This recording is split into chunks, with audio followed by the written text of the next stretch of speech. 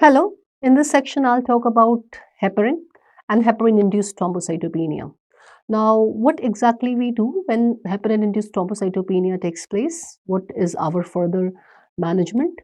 Everything we will discuss. So first, let us talk about heparin.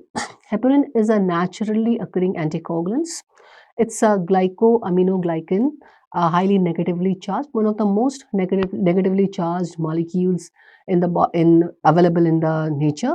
And heparin, that is, or unfractionated heparin as we call it is further fragmented to form low molecular weight heparin, and it is further fragmented to form fondaparin-ox, etc. Mode of action for all these heparin and heparin-like products are same. They are antithrombin 3 inhibitors. Antithrombin 3, they activate antithrombin 3, and a little difference in their mode of action is there because of the fragmentation of the main molecules. So we'll talk everything about it. So heparin, heparin, as I said, or we call it heparin or unfractionated heparin. It's the same thing. Is highly sulfated, glycosaminoglycan, glycosaminoglycan, saminoglycan, and is naturally occurring anticoagulant. Naturally occurring anticoagulants, which is produced by in the body by mast cell and basophil. Produced by mast cells and basophils. Basophils. Now, this is one of the commonest injectable anticoagulants, which is naturally derived. So, it is common injectable anticoagulants. Injectable anticoagulant, and it has highest negative charge. Negative charge, which any density, any molecule can have, right? It has a highest negative charge of any biologically available molecule. What is the half-life? The half-life of the drug is 1 hour, right? And what is the mode of action? Binds to the enzyme inhibitor antithrombin 3 and activates it. So, mode of action is that heparin, I will show you the image also to explain the mode of action in a better manner. This binds to enzyme inhibitor of the coagulation cascade. Enzyme inhibitor antithrombin 3. Antithrombin 3 and causes a conformational changes, right? And this results in conformational changes in the molecule and activates the molecule like anything. So this conformational changes, this leads to inactivation of thrombin. Antithrombin thin inactivates thrombin. Heparin activates it 1,000 times. So inactivates the thrombin and other proteases involving in blood clotting. The most important protease which inactivates is factor 10A, right? So heparin increases antithrombin 3 activity by 1,000 folds. So antithrombin 3, which is naturally present, its activity is 1,000-fold increased by this heparin. Okay, so this is its mode of action. It binds to the enzyme inhibitor of the coagulation cascade, antithrombin 3, which inactivates thrombin and other protease involving the blood clotting factors, like especially the factor 10A.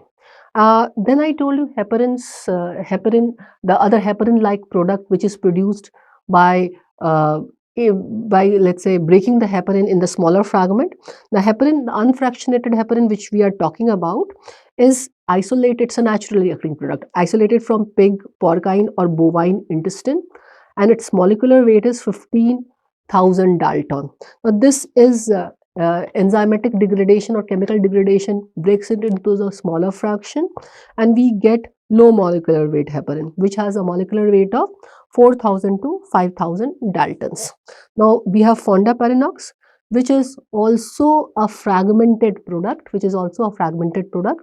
and but it has this, since the biggest molecule is heparin, which has different sites for binding to the different part of the coagulation cascade.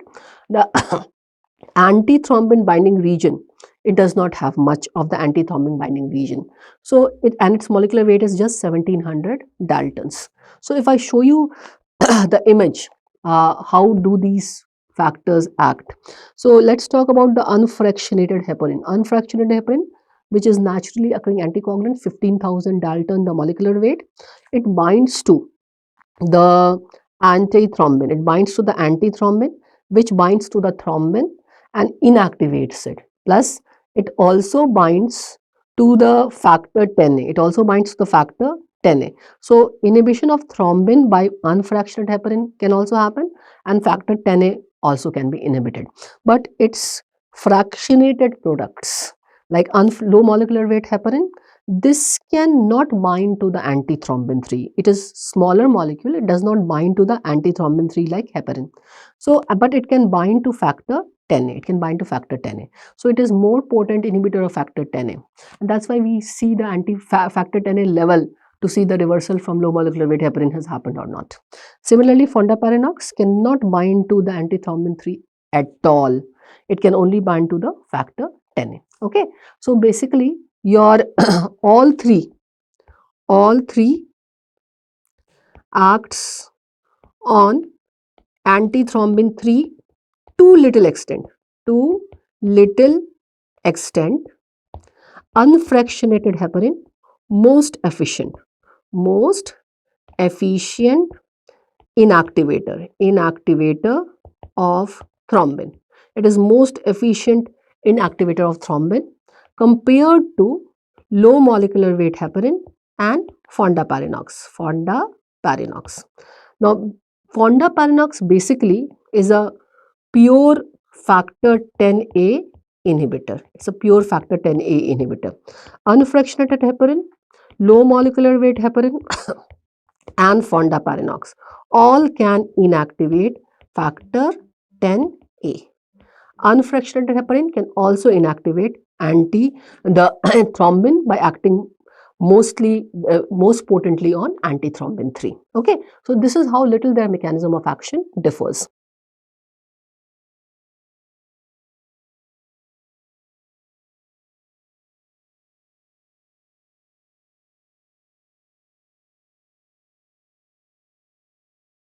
Now let's talk about their metabolism. Unfractionated heparin, how it is metabolized.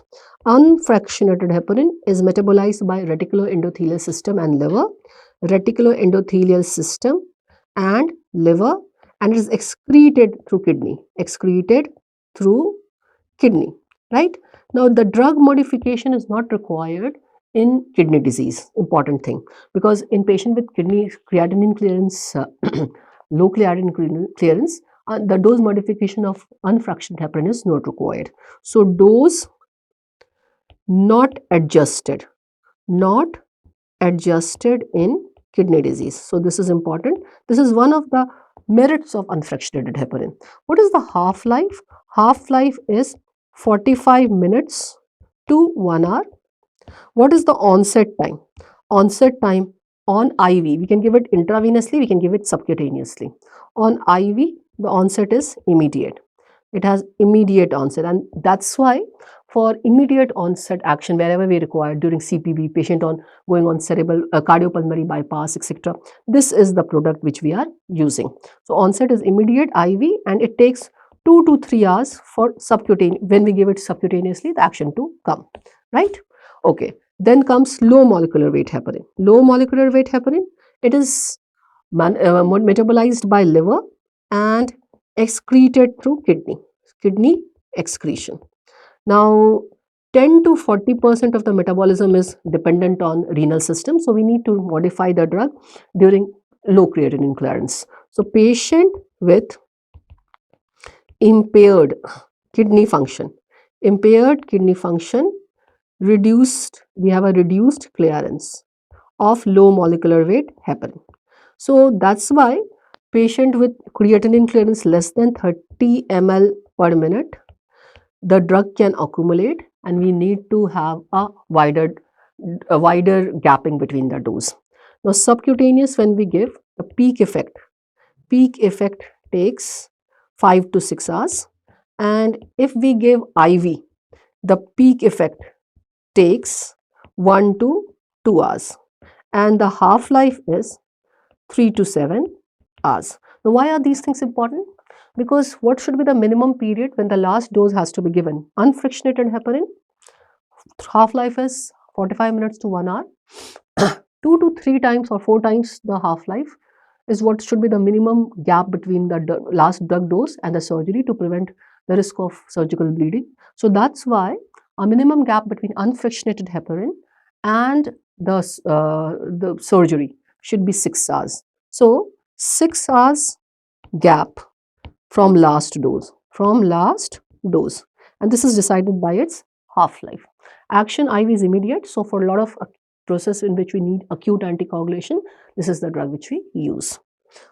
Low molecular weight heparin, half life is 5 to 6 hours, sorry, half life is 3 to 7 hours. If we take 7 hours also, then 12 to 24 hours should be the gap between the last dose and the drug and the surgery. So gap between last dose and surgery, 12 to 24 hours, right? This should be the minimum gap to prevent the risk of surgical bleeding.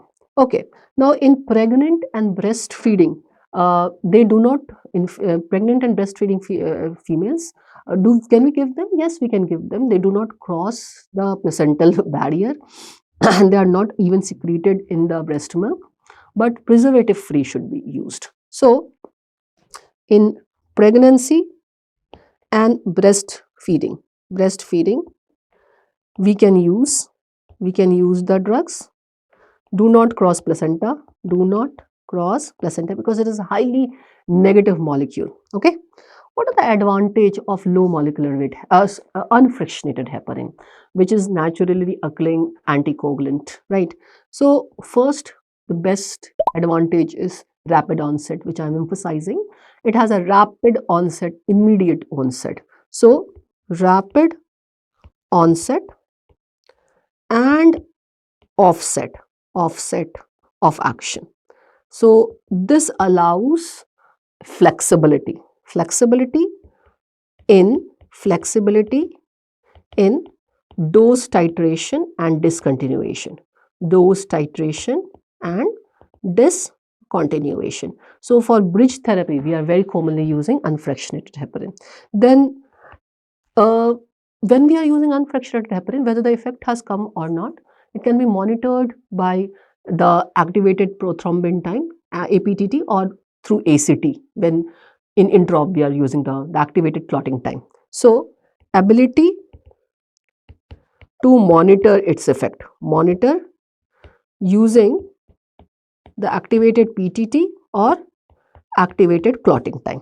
Then lack of substantial excretion, elimination from the kidney, so no dose modification in kidney disease. So lack of substantial elimination by the kidneys. So this allow to use in kidney failure. Okay, then we have excessive clinical experience with this drug. This was one of the earliest anticoagulant. Excessive clinical experience. Then we have a antidote for the drug available, protamine. So ability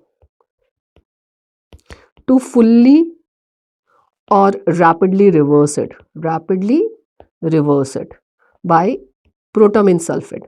So we have a antidote, protamine sulfate. And then next we can use it IV or subcutaneous, right? But no oral, of course, which comes in its limitation. So what are the limitation? Short half-life. So we need to do the dosing very frequently. Then highly variable dose response relationship needs to be monitored frequently. Highly variable dose response relationship, right? Now, achieving and maintaining the therapeutic level is a bit challenging of this drug. So, achieving and maintaining therapeutic level is challenging. And no oral preparation, no oral preparation.